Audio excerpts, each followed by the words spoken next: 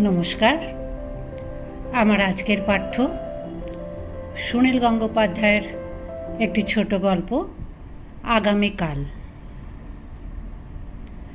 মেয়েটি গেটের সামনে দাঁড়িয়ে ইতস্তত করছিল। ভেতরে ঢুকবে কি ঢুকবে না, দু একবার তাকাচ্ছিল ওপরের দিকে, যদি কোনো ঘরে জানালায় কারুকে দেখা যায়। অদূরে দাঁড়িয়েছিলেন দুজন প্রৌঢ় লোক। একজন একটু এগিয়ে এসে জিজ্ঞেস করলেন, কাকে চাই? মেয়েটি মুখ তুলে বলল, তপন আছে? প্রৌঢ়টি একটু ভুরু কুঁচকে জিজ্ঞেস করলেন, তপন? তপন কি? তপন রায়চৌধুরী। যাদবপুরে পড়ে? হ্যাঁ। ওদের ফ্ল্যাট 3 তলায়, ওই সিঁড়ি দিয়ে ওপরে উঠে যান। তাকে একটু নিচে ডেকে পাঠানো যায় না? কে ডাকবে? আমি অন্য ফ্ল্যাটে থাকি। মেয়েটি একটুক্ষণ চিন্তা করে বলল, আচ্ছা ঠিক আছে। মেয়েটি গেট পেরিয়ে ভেতরে ঢুকে ধীর পায়ে সিঁড়ির দিকে এগোলো। সে চোখের আড়াল হবার পর প্রৌঢ়টি একটু হেসে অপর প্রৌঢ়কে বললেন, দিনকাল কীরকম বদলেছে দেখেছ? আমাদের সময় কোনো ছেলেই কোনো মেয়ের বাড়িতে ডাকতে যেতে সাহস করতো না, এখন মেয়েরাই ছেলেদের বাড়িতে ডাকতে আসে। অপর প্রৌঢ় বললেন, মেয়েটি 3 তলার তপনের সঙ্গে এক ক্লাসে পড়ে বুঝি? তাই তো মনে হয়। আমাদের সময় কোনো ছেলের সঙ্গে বন্ধুত্ব হলে মেয়েরা লোকজনের সামনে দাদা টাদা বলে ডাকত, তপনদা কিংবা অজয়দা। এখন এরা স্রেফ নাম ধরে ডাকে। আপনি টাপনি বলারও ধার ধারে না, প্রথম থেকেই তুমি। তুই তাকারিও করে শুনেছি। প্রথম প্রৌঢ় একটা নকল দীর্ঘশ্বাস ফেলে মুচকি হেসে বললেন, আমরা বড্ড অসময় বুড়ো হয়ে গেলুম হে, আমরা এসব কিছুই পেলাম না। মেয়েটি সিঁড়ি দিয়ে 3 তলায় উঠে গিয়ে থামল। সিঁড়ির দুপাশে 2টি ফ্ল্যাট। কোন ফ্ল্যাটটা তপনদের সে কি করে বুঝবে? এরা দরজার নাম লিখে রাখে না কেন? মেয়েটি প্রথমে ডান দিকের দরজায় কলিং বেল টিপল। দরজা খুলল একটি বলিষ্ঠ চেহারার যুবক। তপন আছে? যুবকটা একটু রূঢ়ভাবে বলল, এখানে তপন নামে কেউ থাকে না। এ কথা বলেও যুবকটি দরজা বন্ধ করল না, মেয়েটির দিকে এক দৃষ্টে তাকিয়ে রইল। মেয়েটি বুঝতে পারল পাশাপাশি 2টো ফ্ল্যাটের মধ্যে নিশ্চয়ই ভাব নেই। ছেলেটির অন্তত বলা উচিত ছিল উল্টো দিকের ফ্ল্যাটে দেখুন। মেয়েটি বলল, ও, আমার ভুল হয়ে গেছে। উল্টো দিকে ফিরে সে চলে এলো অন্য দিকের ফ্ল্যাটে। সেখানে বেল টিপতে দরজা খুলল একজন চাকর শ্রেণীর লোক। তপনবাবু আছেন? আছেন, দাদাবাবুর জ্বর, আমি একটু দেখা করব। চটি ফটফট করে তপন নিজেই এগিয়ে এলো দরজার কাছে। উল্টো দিকের ফ্ল্যাটে যুবকটি তখনও দাঁড়িয়ে আছে এদিকে চেয়ে। তাকে দেখে তপনের ভুরু কুঁচকে গেল। মেয়েটিকে বলল, তুমি? এসো, ভেতরে এসো। এই সময় উল্টো দিকের দরজাটা দড়াম শব্দে বন্ধ হলো। তপন মেয়েটিকে নিয়ে এলো বসবার ঘরে। বেশ ছিমছাম সাজানো, হালকা রঙের সোফা সেট, এক কোণে নিচু টেবিলে পেতলের বুদ্ধ মূর্তি, তার পাশে ফুলদানি, ফুল নেই। দূর থেকে তপনের মা জিজ্ঞেস করলেন, কে এসেছে রে? তপন বলল, আমার এক বন্ধু, তুমি এসো একটু। মা উত্তর দিলেন, যাচ্ছি, একটু পরে যাচ্ছি। মেয়েটি ধপাস করে একটা সোফায় বসে পড়ে বলল, পাখাটা খুলে দাও। তপন পাখাটা চালিয়ে একটা সিগারেট ধরালে। তারপর বলল, হঠাৎ আমার বাড়ি চলে এলে যে? এমনিই এলাম। তোমাদের উল্টো দিকের ফ্ল্যাটের ছেলেটার সঙ্গে বুঝি তোমার ঝগড়া? ও সত্যেন, ও তো একটা লোফার। লোফার মানে? কি করে? পাড়ায় মস্তানি করে। আসল ব্যাপারটা কি, এ বাড়ির একতলায় সুস্মিতা বলে একটা মেয়ে থাকতো। তাকে সত্যেনের খুব পছন্দ ছিল, কিন্তু সুস্মিতা আবার আমার প্রেমে পড়ে গেল। আমার কাছ থেকে বইটই নিতে আসতো। সেই থেকেই আমার ওপর সত্যেনের রাগ। নিজের বাড়িতেও বুঝি প্রেম করা হয়েছে তোমার? নিশ্চয়ই। ফ্ল্যাট বাড়িতে কিংবা পাড়ার মধ্যেই তো প্রথম প্রেমের হাতেখড়ি হয়। তারপর তো কলেজ ইউনিভার্সিটিতে। সুস্মিতা এখন আর আসে না বই নিতে, ওর বিয়ে হয়ে গেছে। তোমার সব প্রেমিকাদেরই এত তাড়াতাড়ি বিয়ে হয়ে যায় কেন? তার মানে তোমার প্রেমিকাদের তাড়াতাড়ি বিয়ে হয়ে যায়, কিন্তু তোমাকে কেউ তারা বিয়ে করতে চায় না? তপন হো হো করে হাসলো, সিগারেটের টান দিল আবার। তপনের মা এসে ঢুকলেন, বেশ জমকালো একটা শাড়ি পরা। এক্ষুনি বাইরে বেরুবেন মনে হয়। তপন সিগারেটের ছাই ঝেড়ে বলল, মা, তোমার সঙ্গে আলাপ করিয়ে দিই, এর নাম খুকু। এই, তোমার ভালো নাম কি জানো? মেয়েটি প্রথমে হাত জোড় করে নমস্কার করে বলল, আমার নাম সুবর্ণা চ্যাটার্জি। তারপর সে উঠে গিয়ে তপনের মায়ের পায়ে হাত দিয়ে প্রণাম করল। তিনি বলেন, আরে থাক থাক, পায়ে হাত দিতে হবে না। তপন বলল, সুবর্ণা আমাদের ইউনিভার্সিটিতে পড়ে, ওর সাবজেক্ট ফিলোসফি। মা বললেন, হ্যাঁ, তোমার কথা শুনেছি, তুমি আগে আমাদের বাড়িতে আসোনি তো। সুবর্ণা বলল, না, আসা হয়নি। তপন কখনো আসতেই বলেনি। এবার থেকে আসবে। তুমি কি খাবে, চা না কফি? আমি কিছু খাবো না মাসিমা। কিছু খাবে না? একটু শরবত করে দিই। আচ্ছা দিন। মা তপনকে বললেন, আমি রঘুর হাত দিয়ে পাঠিয়ে দিচ্ছি, তারপর একটু বেরোবো। 12:30 বাজলে তুই রঘুকে মনে করে পাঠিয়ে দিস বাপ্পাকে যেন স্কুল থেকে নিয়ে আসে। তপন জিজ্ঞেস করলে, তুমি কোথায় যাবে? দু একটা জিনিস কেনাকাটি আছে, তারপর তো ঝুনু মাসির বাড়ি থেকেও একটু ঘুরে আসতে হবে। তিনি সুবর্ণার দিকে তাকিয়ে বললেন, আচ্ছা, তোমরা গল্প করো। মা চলে যাওয়ার পর তপন জিজ্ঞেস করলে, মাকে তো বললে আমি তোমাকে কখনো বাড়িতে আসতে বলিনি, তাহলে এলে কেন? এমনি ইচ্ছে হলো। হঠাৎ এরকম ইচ্ছে? তোমাদের টেলিফোনের লাইনটা খারাপ? 2-3 দিন ধরে খারাপ হয়ে আছে।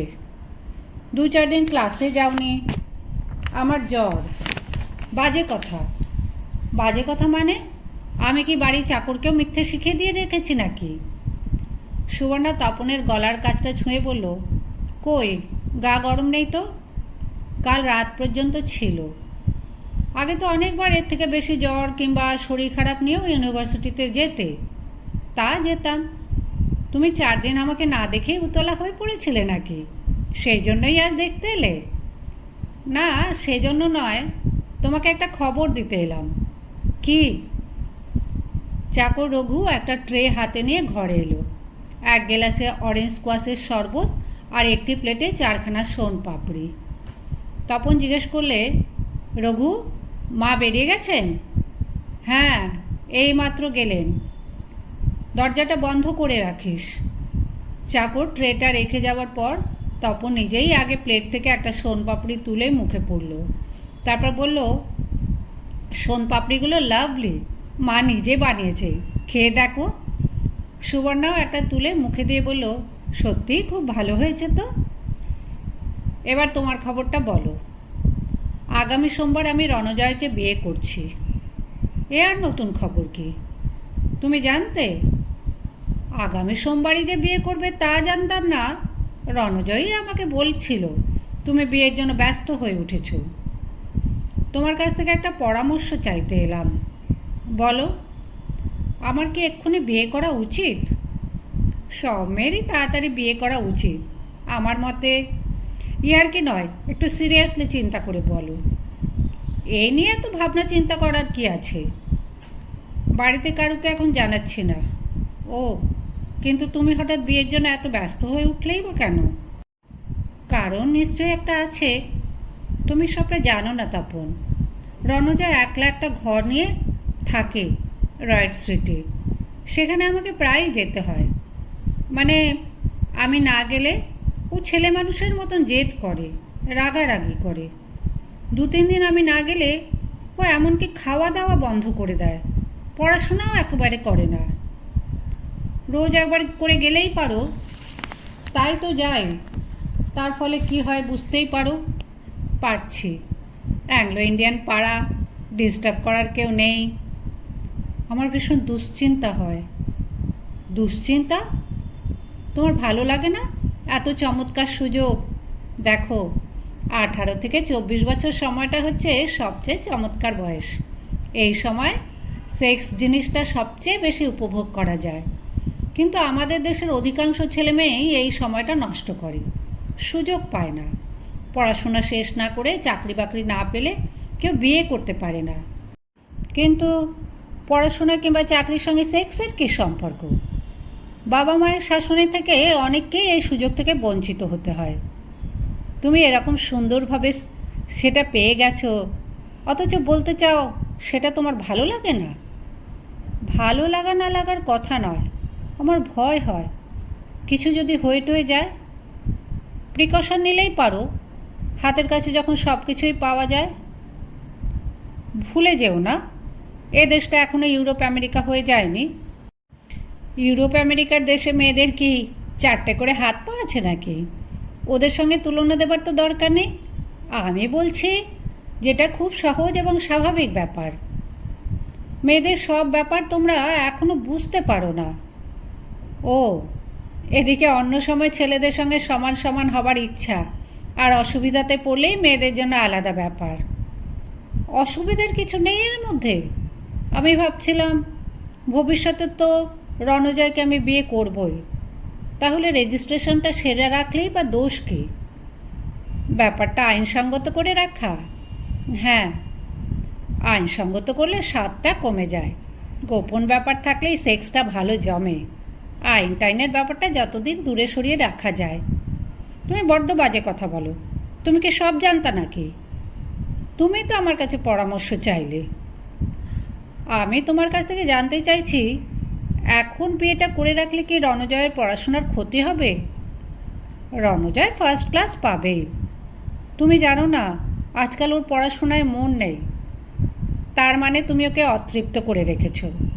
ছটফটানি থাকলে পড়াশোনায় মন বসবে কি করে? বিয়েটাই করে ফেলো তাহলে, নিশ্চিন্ত হয়ে পড়াশোনায় মন দেবে। তাহলে তুমি বলছো? হ্যাঁ, বলছি তো। রণজয় পাত্র হিসেবেও ভালো। ভারতবর্ষে যতই চাকরির সমস্যা থাকুক, ফার্স্ট ক্লাস পাওয়া ইঞ্জিনিয়ারদের এখনও চাকরির অভাব হবার কথা নয়। তাছাড়া ওদের ফ্যামিলির অনেক রকম কানেকশান আছে। এই কথার পর সুবর্ণা কেন যে হঠাৎ রেগে উঠল তার কোনো যুক্তি নেই। সে শরবতের গ্লাসটা ঠক করে নামিয়ে রেখে ঝাঁঝালো কণ্ঠে বলল, এসব কথা বলছো কেন? আমি রণজয়কে বিয়ে করছি তার কারণ ও আমাকে ভালোবাসে, আমিও ওকে ভালোবাসি। তপন হাসতে হাসতে লঘু গলায় বলল, সে তো আমিও তোমাকে ভালোবাসি, তুমিও আমাকে ভালোবাসো। থাক, আর বাজে কথা বলতে হবে না। তোমার কত অসংখ্য মেয়ে বন্ধু, তাদের সবাইকেই আমি ভালোবাসি। তোমাকে একটু বেশি ভালোবাসি। এর নাম ভালোবাসা? তাছাড়া কি? যাক, আমার কথা যাক, তুমি আমাকে ভালোবাসো না? মোটেই না। তাহলে আজ আমার কাছে ছুটে এসেছো কেন? তোমার কাছে এসেছি বন্ধু হিসেবে একটা পরামর্শ নিতে। বন্ধুকে বুঝি ভালোবাসা যায় না? ভালো না বাসলে আবার বন্ধু কি? তুমি যে অন্য কোনো বন্ধুর কাছে না গিয়ে আমার কাছেই এসেছো, তাতেই প্রমাণ হয় তুমি আমাকে একটু বেশি ভালোবাসো। এসব বাজে কথা থাক, আমি এবার উঠব, অনেক বেলা হয়েছে। কটা বাজলো? 12টা 20। ওরে বাবা, খেয়ালই করিনি। বসো, আর একটু বসো, আমি এক্ষুনি আসছি। তপন উঠে গিয়ে রঘুকে ডাকলো। তাকে বলল তক্ষুনি বেরিয়ে গিয়ে ছোট ভাইকে স্কুল থেকে আনতে। রঘু চলে যাওয়ার পর তপন দরজা বন্ধ করে দিল। গোটা ফ্ল্যাটটাতে এখন সে আর সুবর্ণা ছাড়া আর কেউ নেই। এরকম সময় আবহাওয়াটা হঠাৎ কীরকম বদলে যায়। তপন ঘরে ফিরে এসে এবার বসল সুবর্ণার পাশে। তার কাঁধে হাত রেখে বলল, তুমি কি এখান থেকে ইউনিভার্সিটিতে যাবে? সুবর্ণা বলল, না, আজ আর যাব না। তাহলে কোথায় যাবে? রণজয়ের ফ্ল্যাটে? ও নেই এখন, বাড়িতেই যাব। আমার দিকে একটু তাকাও তো।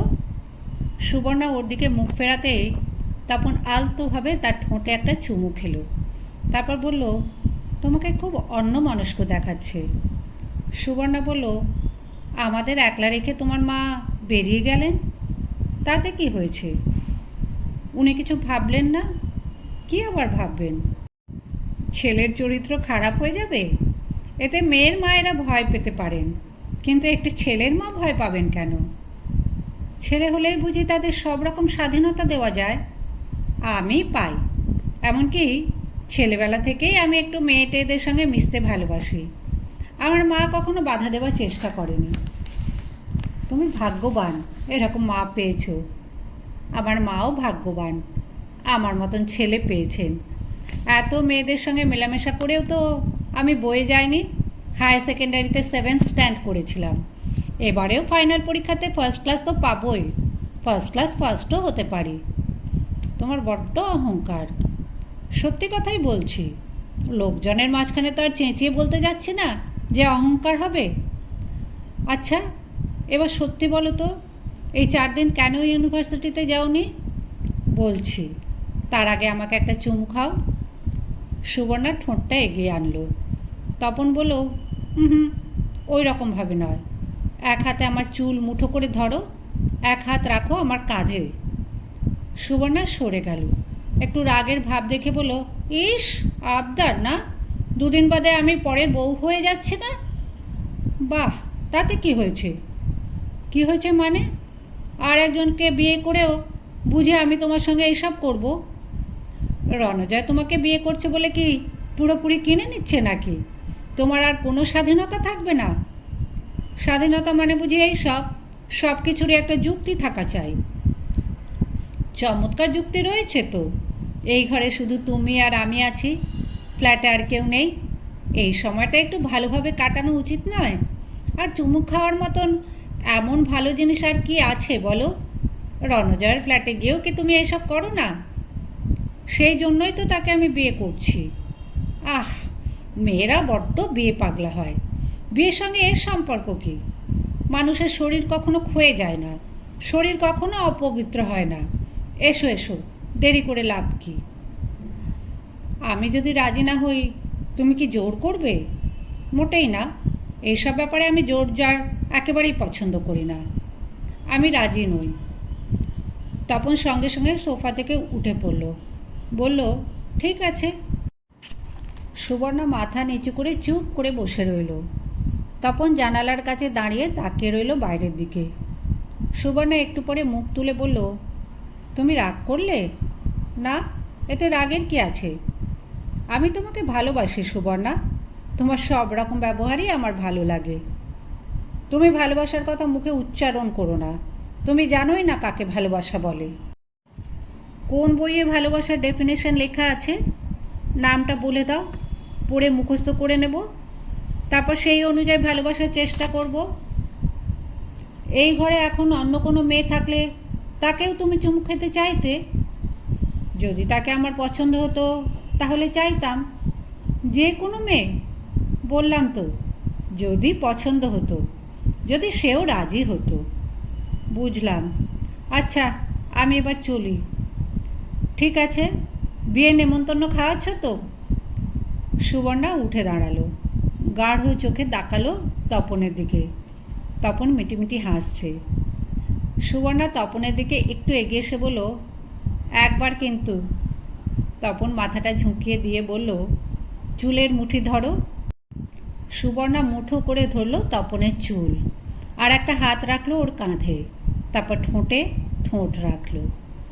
তপন সুবর্ণাকে কাছে টেনে নিয়ে প্রচণ্ডভাবে আলিঙ্গন করলো। সুবর্ণার শরীরটাকে তার শরীরের সঙ্গে মিশিয়ে দিতে চাইল যেন। প্রায় দম বন্ধ হবার শেষ মুহূর্তে ওরা ছাড়াছাড়ি করলো।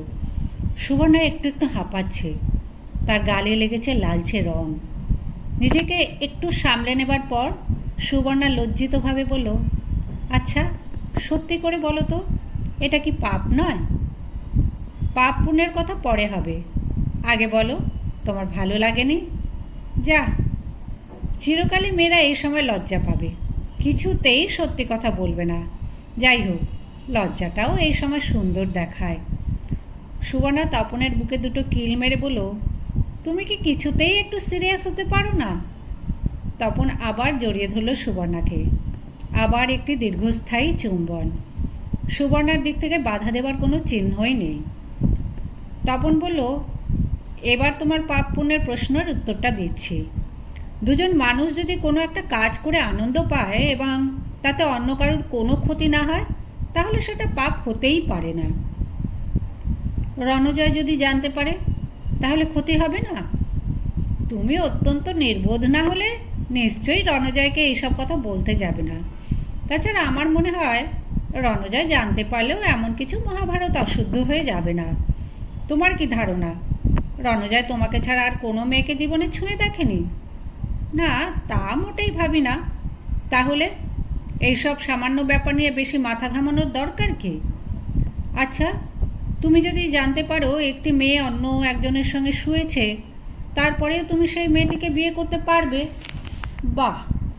তাহলে একবার ডিভোর্স করার পরেও মেয়েদের আবার বিয়ে হয় কি করে? তুমি আমাকে সূচিবায়ুগ্রস্ত ভেবেছো নাকি? তোমাকে তো বলেইছি, মানুষের শরীর কখনো অপবিত্র হয় না। যত কিছু ঝঞ্ঝাট মানুষের মন নিয়ে। বলে তপন একটা সিগারেট ধরাতে গেল। সুবর্ণা হাত বাড়িয়ে বলল, দাও, আমি ধরিয়ে দিচ্ছি। সুবর্ণার মুখে সিগারেট। তপন দেশলাই জ্বালিয়ে দিল। সুবর্ণা দুবার জোরে টান দিয়ে সিগারেটটা এগিয়ে দিল তপনের দিকে। সুবর্ণা বলল, এবার বলো, কেন তুমি 4 দিন ইউনিভার্সিটিতে যাওনি? পরীক্ষা এসে গেছে, এখন আর ক্লাসে না গেলেও হয়। তাছাড়া আমার মনে হচ্ছিল রণজয় যেন আমাকে একটু হিংসে করছে।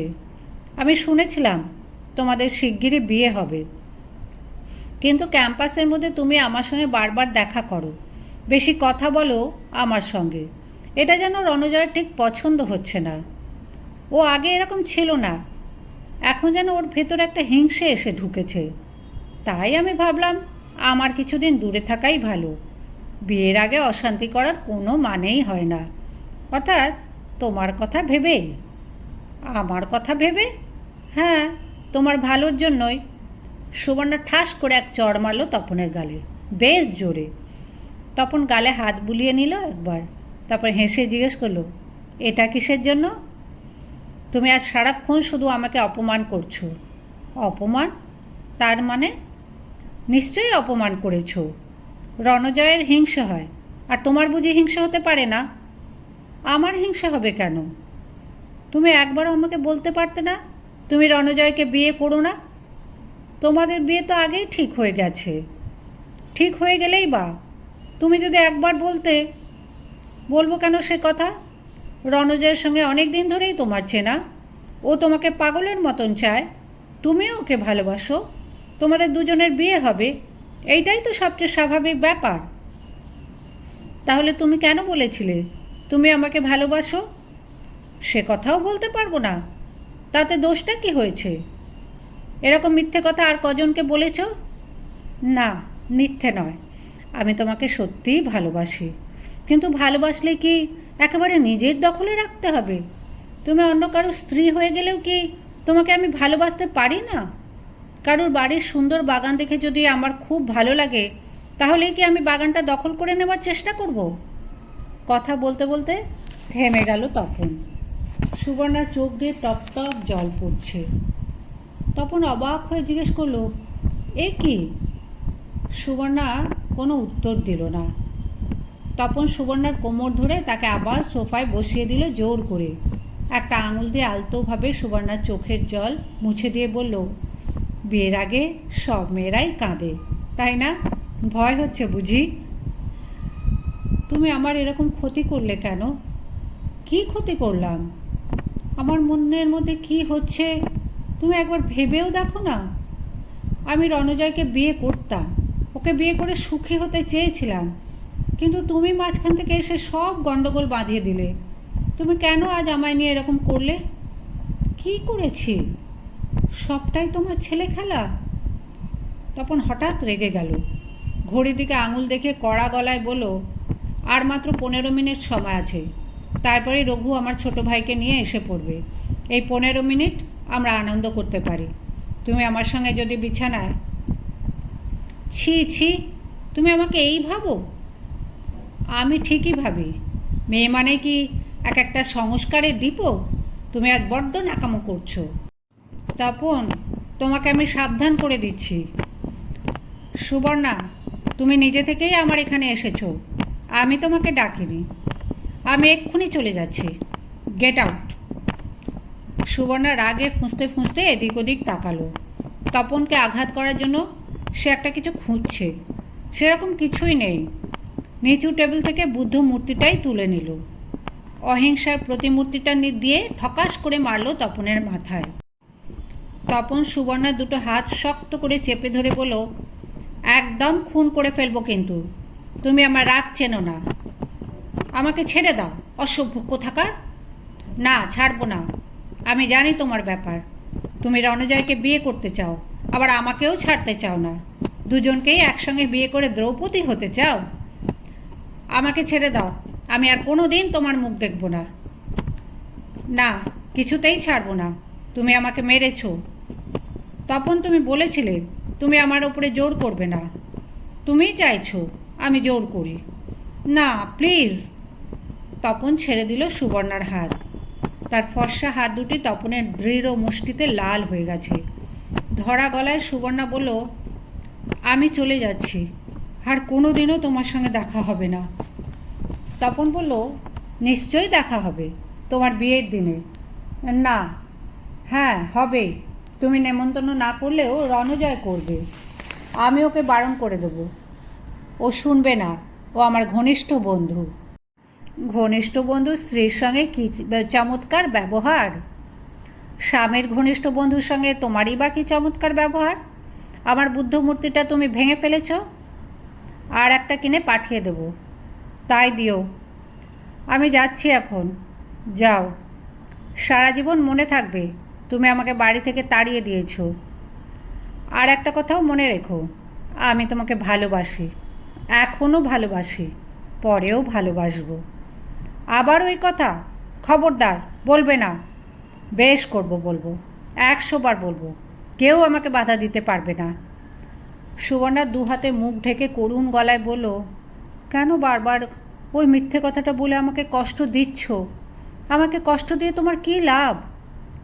তপন ওকে নিজের বুকের উপর টেনে নিয়ে বলল, একটুও মিথ্যে নয়। মুখটা তোলো। সুবর্ণা মুখটা তুলতেই তপন তাকে খুব নরমভাবে চুম্বন করলো। আদর করে বলল, তুই একটা পাগলি। সুবর্ণা বলল, আর তুই কি, একটা ডাকাত?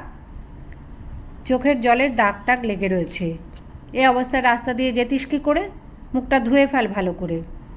সুবর্ণা তপনের মুখে মাথা রেখে বলল, আমি কিন্তু রণজয়কে খুবই ভালোবাসি। কে বারণ করেছে ভালোবাসতে?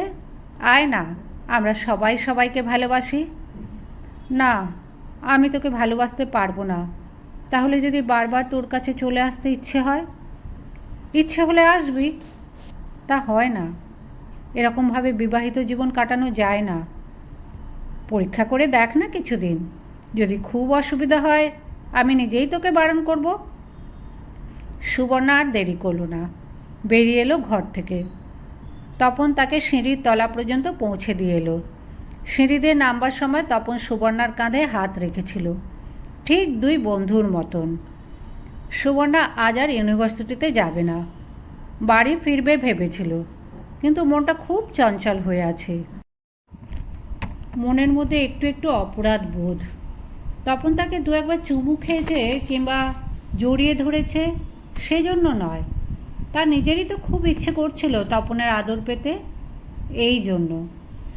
বাড়ির দিকে না গিয়ে সুবর্ণা চলে এলো রণজয়ের ফ্ল্যাটের দিকে। এই পাড়াটা 5 মিশেলি। অ্যাংলো ইন্ডিয়ান, চীনে, গরিব মুসলমান এবং সাহেবি ঢঙের হিন্দুরা বেশ সহাবস্থান করে আছে। কোন বাড়িতে কে এলো কিংবা কোন মেয়ে গেল কোন পুরুষের ঘরে, এসব নিয়ে কেউ মাথা ঘামায় না। সিঁড়ি দিয়ে উঠতে উঠতে সুবর্ণার একবার মনে হলো, তার মুখটা কলঙ্কিনীর মতো দেখাচ্ছে না তো। আঁচল দিয়ে মুখটা মুছে নিল ভালো করে।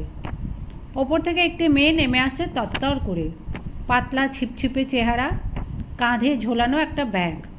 মেয়েটি সুবর্ণার পাশ দিয়ে যাবার সময় একবার সোজাসুজি তাকালো ওর দিকে, একটু যেন রাগ আর অভিমান মেশানো দৃষ্টি। সুবর্ণার একটু চেনা চেনা মনে হলো মেয়েটিকে, কিন্তু ঠিক মনে করতে পারল না। তবে মেয়েটি যে রণজয়ের কাছে এসেছিল তাতে কোনো সন্দেহ নেই। এ বাড়িতে আর একটিও বাঙালি পরিবার থাকে না। দরজায় ধাক্কা দিতেই ভেতর থেকে রণজয় গলা শোনা গেল, কে? দরজা খোলাই আছে। একটাই লম্বা টানা ঘর রণজয়ের। এত লম্বা ঘর সচরাচর হয় না। হয়তো এককালে বারান্দা ছিল, এখন ঢাকাঢুকি দিয়ে ঘর বানানো হয়েছে। দরজার কাছেই রণজয়ের খাট ও কয়েকটি চেয়ার পাতা, আর একটু দূরে তার পড়ার টেবিল ও বইয়ের আলমারি। তার ওপাশে রান্নার জায়গা।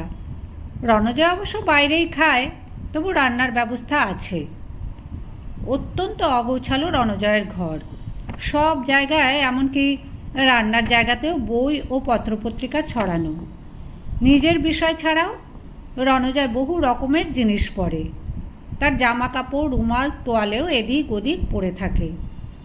সুবর্ণার প্রথম কাজ হচ্ছে এখানে এসে সব কিছু গোছগাছ করে দেওয়া।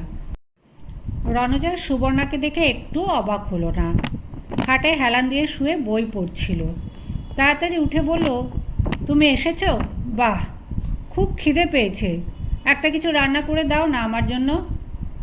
সুবর্ণা হাতের ব্যাগটা বিছানার উপর ছুঁড়ে ফেলে বলল, তোমার কাছে একটা মেয়ে এসেছিল?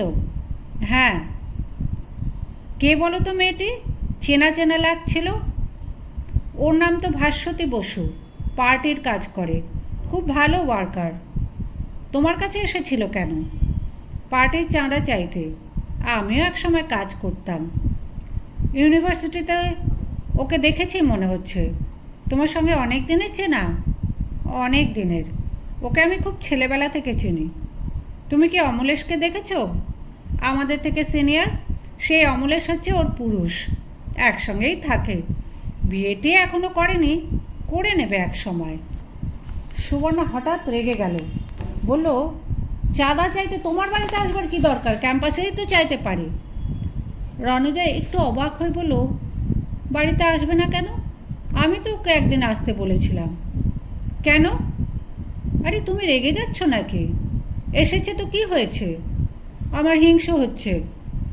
রণজয় উঠে বসে সুবর্ণাকে আলিঙ্গন করে বলল, দাঁত পাগলি, এ আবার কি ছেলে মানুষই। ভাস্বতী খুব ভালো মেয়ে, দারুণ সিরিয়াস। ওদের পার্টির কাছে ও একটা জুয়েল। পলিটিক্যাল সায়েন্সটাও অনেকের থেকে ভালো বোঝে। ছেলেবেলায় কানপুরে আমরা পাশাপাশি বাড়িতে থাকতাম। তখন তুমি বুঝি ওকে ভালোবাসতে? শুধু তখন কেন, এখনও তো ভালোবাসি। সুবর্ণা নিজেকে রণজয়ের থেকে ছাড়িয়ে নেবার চেষ্টা করলো। আরক্ত মুখে জিজ্ঞেস করলো, তুমি এরকম আর কজনকে ভালোবাসো? গুণে দেখিনি, অনেককে। ছাড়ো, আমাকে ছাড়ো। আমি ভালোবাসার ভাগাভাগিতে বিশ্বাস করি না। তুমি যদি অনেককেই ভালোবাসতে চাও, মানুষ কি শুধু একজনকে ভালোবেসে বেঁচে থাকতে পারে নাকি? মাকে, বাবাকে, কিংবা ছেলে মেয়েকে, ভাই বোনকে ভালোবাসবে না? সেটা অন্য ব্যাপার। এটাও অন্য ব্যাপার। আমি আরও অনেক মেয়েকে ভালোবাসি, কিন্তু তোমাকে বিশেষ রকম ভালোবাসি বলেই তোমাকে নিজের করে চাই। অন্য কোনো মেয়েকে তো এইরকমভাবে চাইনি।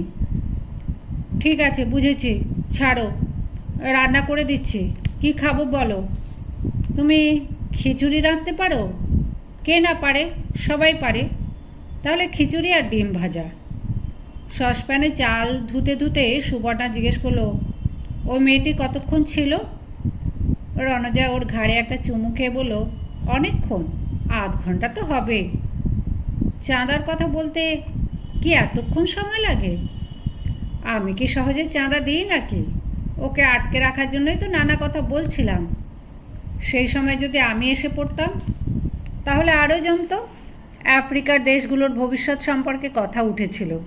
ভাস্বতীর বেশ পরিষ্কার চিন্তা আছে এ বিষয়ে। শুধু এইসব কথাই হলো? মাথা খারাপ? তুমি কি ভাস্বতীকে নিরস মেয়ে ভেবেছ নাকি, যারা দিনরাত রাজনীতি ছাড়া অন্য কোনো কথা চিন্তা করে না? তাদের গাল টাল তুবড়ে কীরকম বিচ্ছিরি চেহারা হয়ে যায়। ভাস্বতী মোটেই সেরকম মেয়ে নয়। আমরা কিছুক্ষণ ছেলেবেলার গল্প করলাম। ভাস্বতী একসময় আমাকে একটা প্রেমপত্র লিখেছিল। তখন ওর বয়স 11-12 হবে। সেই কথা বলে হাসলাম খুব। এখনও তোমার সম্পর্কে ওর কোনো দুর্বলতা নেই? দুর্বলতা? না, ওই জিনিসটা নেই ভাস্বতীর চরিত্রে। ও যা করে সোজাসুজি জোর দিয়েই করে, অন্য কিছু গ্রাহ্য করে না। যেমন ধরো, অমলেশের সঙ্গে যে ও একসঙ্গেই প্রায় থাকে, সে ব্যাপারে ওর মা বাবা কিংবা অন্য কারোর আপত্তি গ্রাহ্যই করে না? একসঙ্গে থাকে যখন বিয়ে করে না কেন? এখনও বিয়ের জন্য তৈরি হয়নি, কিংবা ওদের নিজস্ব কোনো প্ল্যান থাকতে পারে। এ ব্যাপারেও ওর সঙ্গে কথা উঠেছিল। ওর একটা শরীরের দাবি আছে, অমলেশেরও আছে। সেই দাবিটা অগ্রাহ্য করলে অন্য কাজ মন দিয়ে করা যায় না। খাওয়া দাওয়ার মতনই তো সেক্সটা একটা শারীরিক প্রয়োজন। সেটাকে বাদ দিয়ে যারা কাজ করতে চায় তারা বেশিরভাগ ক্ষেত্রেই কীরকম অস্বাভাবিক মানুষ হয়ে ওঠে।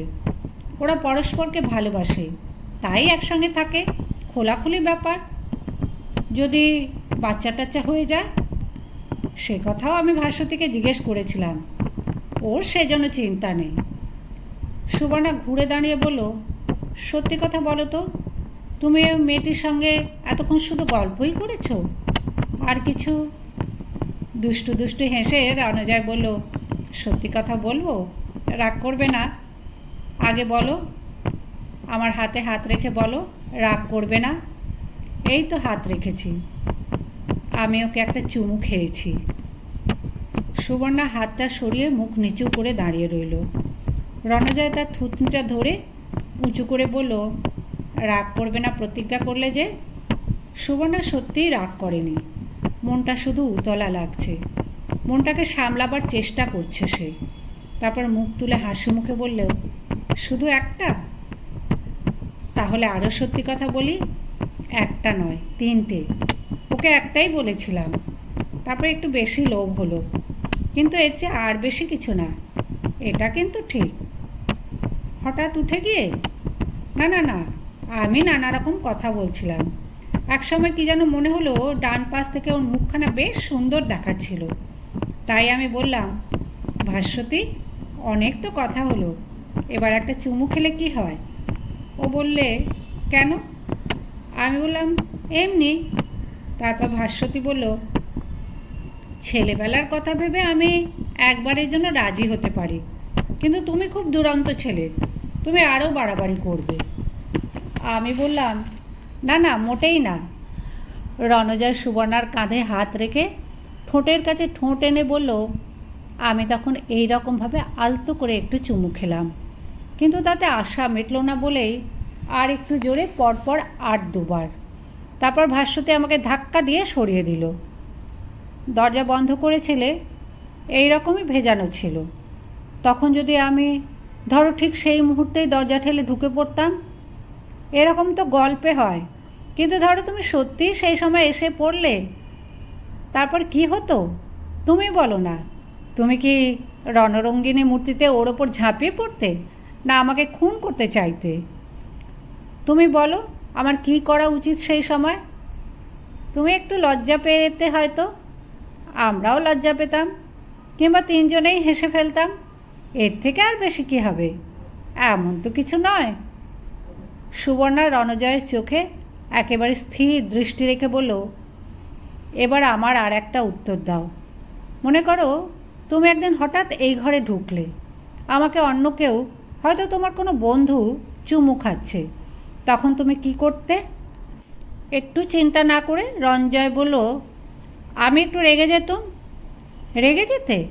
বাহ, তুমি যা খুশি করতে পারো, আর আমি কিছু করলেই তুমি রেগে যাবে কেন? একটু তো বলেছি, বেশি তো না। ছেলেদের একটু অহংকার বেশি কি না? আমি মোটেই তা বিশ্বাস করি না। তোমার অহংকার থাকতে পারে, আর আমার পারে না? পারেই তো, কিন্তু তোমাকে যদি কেউ চুমুটুমু খায়, আমি দেখে ফেলে হেসেই ফেলবো। একটু রাগের ভাব ভেতরে থাকবে অহংকারটাকে সুরসুরি দেবার জন্য। কিসের অহংকার? এই যে আমি পুরুষ, আমি বহু নারীকে জয় করতে পারি, কিন্তু কোনো নারী আমাকে ছাড়া অন্য কারোকে চাইবে না। এইটাই তো বহুকালের ট্র্যাডিশন। সেটা কাটাতে আরও কিছুদিন সময় লাগবে। ও সব চলবে না। একজন ছেলে যদি অনেক মেয়েকে চায়, তাহলে একটি মেয়েও অনেককে চাইতে পারে। পারেই তো, না হলে ভাস্বতী রাজি হলো কেন? ও যদি প্রথমেই না বলতো, আমি কি জোর করতুম? সুবর্ণা রণজয়ের দুহাত ধরল নিজের দুহাতে। তারপর বলল, তুমি জানো, তোমার হাত ছুঁয়ে আমি কখনো মিথ্যে কথা বলি না। আমি তোমাকে একটা কথা বলছি, তোমার এখানে আসবার আগে আমি তপনের বাড়ি গিয়েছিলাম একটা কথা জিজ্ঞেস করার জন্য। রনজার সঙ্গে সঙ্গে চেঁচিয়ে বললে, নিশ্চয়ই ওই রাস্কেলটা তোমাকে চুমু খেয়েছে। সুবর্ণা চুপ করে রইল। রনজয় আবার জিজ্ঞেস করল, কটা? 3-4টে। আমি জানতাম ও কিছুতেই ছাড়বে না। তপনটা ভাবে কি জানো, আমি ওকে হিংসে করি। ইডিয়েট একটা। ওকে আমি হিংসে করব কেন? আমি তো জানি তুমি ওকে ভালোবাসো। তুমি জানো? তুমি কিচ্ছু জানো না। আমি তোমার মতো আর কারুকে ভালোবাসি না, তাও জানি। কিন্তু তার জন্য তপন বা আর কারুকে একটু ভালোবাসতে দোষ কী? এসো, আমরা সবাই মিলে সবাইকে ভালোবাসি। তপনও ঠিক এইরকম একটা কথা বলছিল। বলবেই, আমরা অনেক কালের বন্ধু। তপন যে আমাকে, তাই শুনে তোমার একটু রাগ হয়নি? ভাস্বতীর কথা শুনে তোমার যতখানি রাগ হয়েছিল ঠিক ততখানি। তারপর রণজয় সুবর্ণাকে টানতে টানতে বিছানার কাছে নিয়ে এসে বলল, কিন্তু তপন যদি তোমাকে 3টে চুমু খেয়ে থাকে, তাহলে তুমি আমাকে এক্ষুনি 300টা চুমু খেতে দেবে, না হলে কিন্তু আমি ভীষণ রেগে যাব। হঠাৎ কথা থামে পরস্পরের চোখের দিকে তাকিয়ে রইল ওরা। সেই দৃষ্টি চিরকালের।